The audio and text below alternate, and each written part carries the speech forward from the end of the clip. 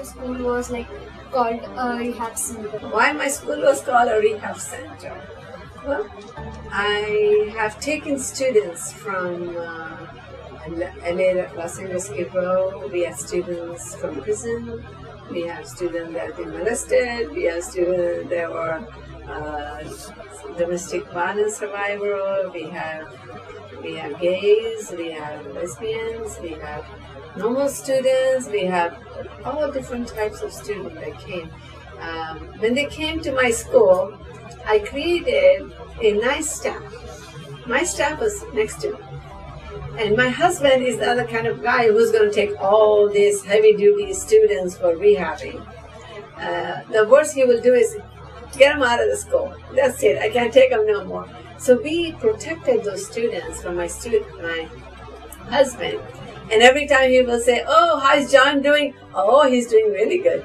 Although John not in school, but we don't tell him anything, including his own secretary. So we create, because I wanted to work, I understand why they're not in school.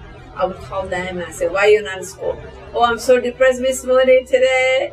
And I said, "What are you doing at home?" So I said, "No, you come right now." So I was always on their back. So our attendance in school was almost 98%. After my students graduated, we could not keep them off the school. They will still come hang out in my school. And my husband said, "Why these students, didn't you graduate? Why are you here?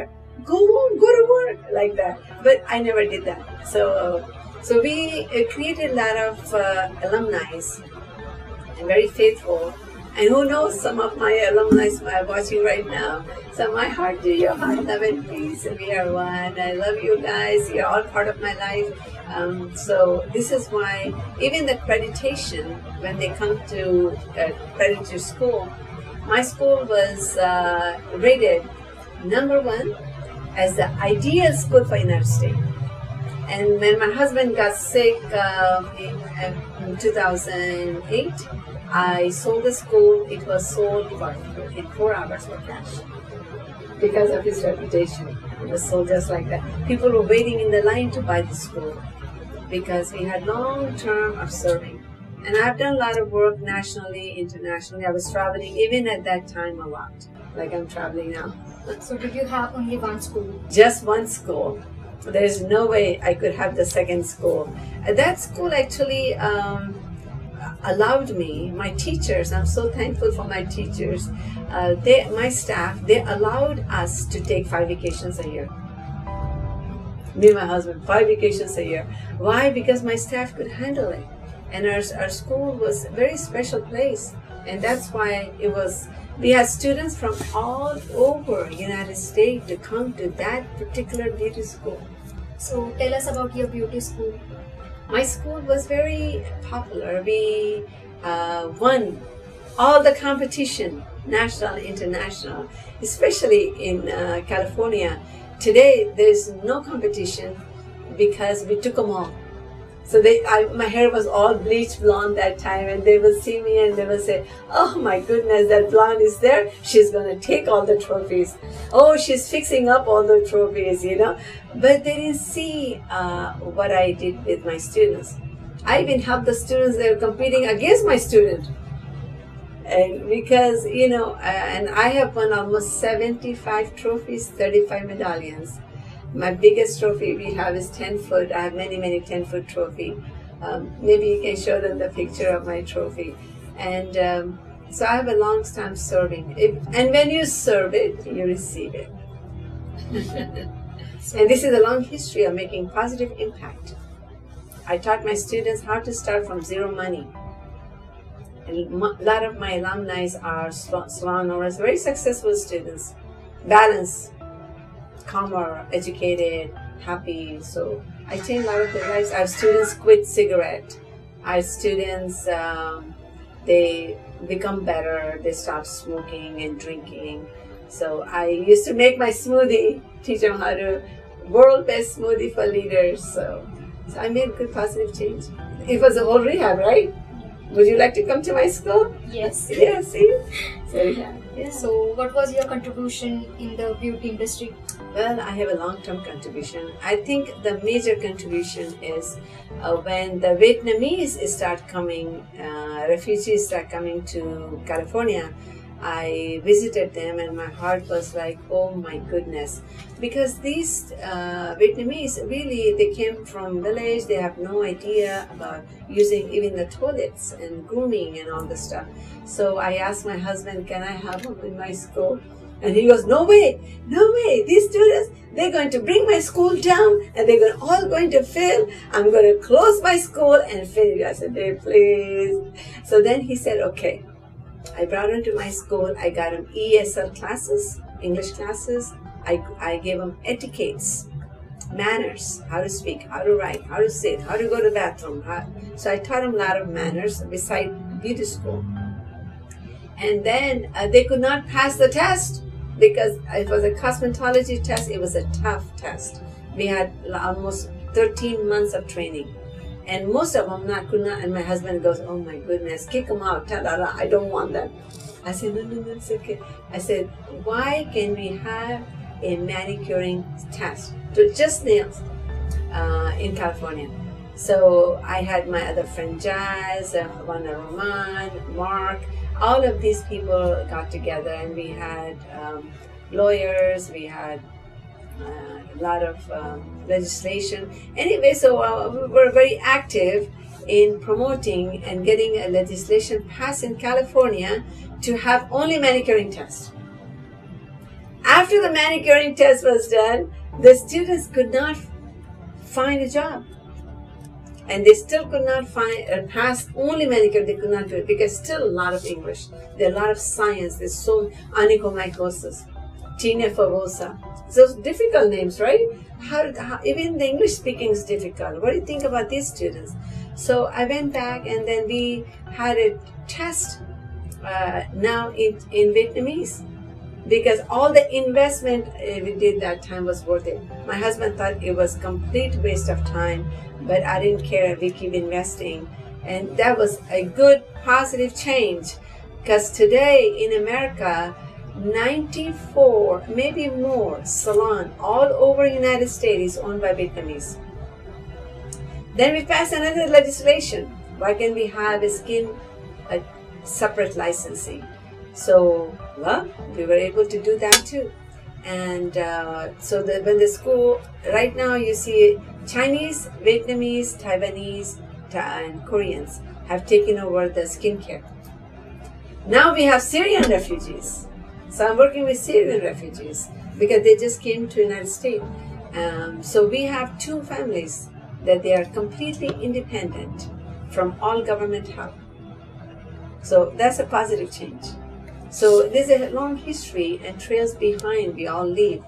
So my school was every platform my Lord has given. I'm sharing you my book. It's called Get Balanced. This is all part of the book. This is my oral recitation of my book. So every platform my Lord has given me in my life, I've always used to make a positive change. I was 19, I had a salon, right?